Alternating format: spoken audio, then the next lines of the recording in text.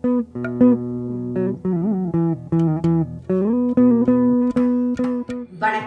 Welcome to Chitra Murali's kitchen. எல்லாருக்கும் ராமநவமி நல்வாழ்த்துக்கள். இன்னைக்கு ஸ்ரீராமநவமி இல்லையா? ஸோ எல்லாரும் பண்ணுறது தான் நானும் இன்னைக்கு பண்ண போகிறேன். பானகம், நீர்மோர், அப்புறம் கோசம்பரி, இதுதான் நம்ம இன்னைக்கு பார்க்க போகிறோம்.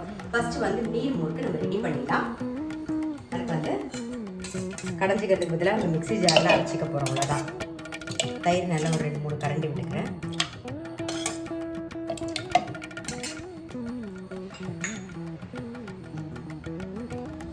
இஞ்சி ஒரே ஒரு சின்ன பீஸ், பச்சை மிளகா அதை சேர்த்துக்கலாம்.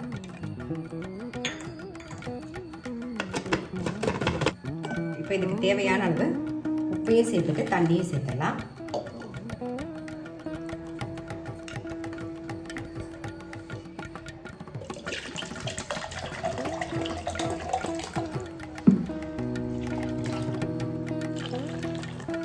கொஞ்சம் நீர் கறக்கணும், அப்போ தான் நல்லாயிருக்கும்.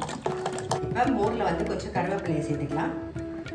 அது கூடவே கொஞ்சம் பெருங்காய பொடியும் சேர்த்துக்கணும். இப்போ இந்த பக்கம் இழுப்ப கரண்டி வச்சுருக்கேன். அதில் கொஞ்சம் எண்ணெய் சேர்த்துக்கலாம்.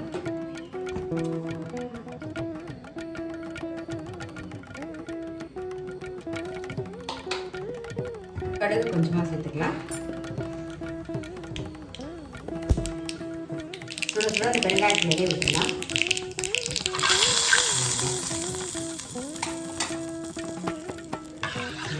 நீர்மோர் ரெடி. நம்ம இன்னைக்கு பண்ணுற நீர்மோர், பானகம், அப்புறம் கோசம்பரி எல்லாமே வெயிலுக்கு ரொம்பவே குளுமை. நீங்கள் இன்னைக்கு தான் பண்ணணும்னு கிடையாது. நீர் மோரும் போது மோர் எப்பயுமே நம்ம டெய்லியே குடிப்போம் இல்லையா? அது மாதிரி பானகமும் ஒரு 2 நாள் விட்டு ஒரு நாள், இல்லை 3 நாள் விட்டு ஒரு நாள் மோருக்கு பதிலாக குடிக்கிறதுக்கு ட்ரை பண்ணலாம்.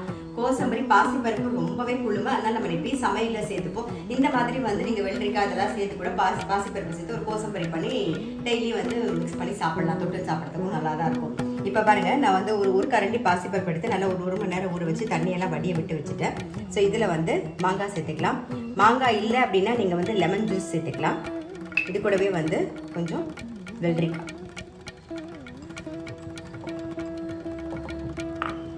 தேவையான உப்பையும் போட்டுருவோம்.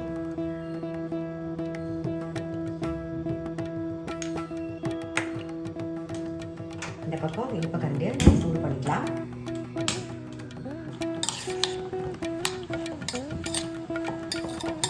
உப்பு போட்டு நல்லா மிக்ஸ் பண்ணிடுச்சு. இப்போ கொஞ்சம் எண்ணெய் விட்டுக்கலாம். எண்ணெய் காஞ்சிடுது. கொஞ்சம் கடுகு,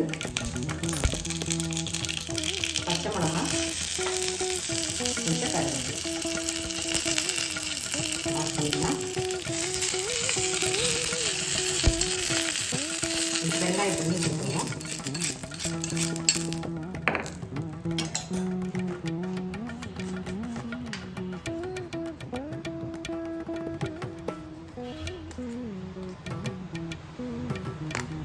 எல்லாத்தையும் நல்லா மிக்ஸ் பண்ணிடலாம்.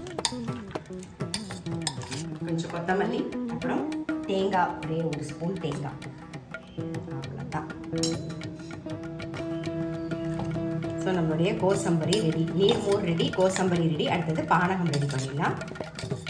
இப்போ பானகம் ரெடி பண்ணிடலாம். நான் ஒரு 1/4 கப்பு வெல்லம் எடுத்துட்டேன். அதுக்கு ஒரு 2 கப்பு தண்ணி விட்டு நல்லா கரைச்சி ரெடியாக எடுத்து வச்சுருக்கேன். இப்போ இதில் ஏலக்காய் பொடி கொஞ்சம் சேர்த்துக்கலாம். இது கூடவே கொஞ்சம் சுக்கு பொடியும் சேர்த்துக்கலாம். இப்போ லெமன் ஜூஸ் சேர்த்துக்கலாம். அவ்வளோதான், நம்மளுடைய பானகமும் ரெடி. இன்னைக்கு ஸ்ரீராமநவமி ஸ்பெஷல். அதனால நம்ம கோசம்பரி, பானகம், நீர்மோர் ரெடி பண்ணிட்டோம். கண்டிப்பாக நீங்களும் உங்கள் வீட்டில் ட்ரை பண்ணி பாருங்கள். திரும்பவும் எல்லாருக்கும் ஸ்ரீராமநவமி நல்வாழ்த்துக்கள்.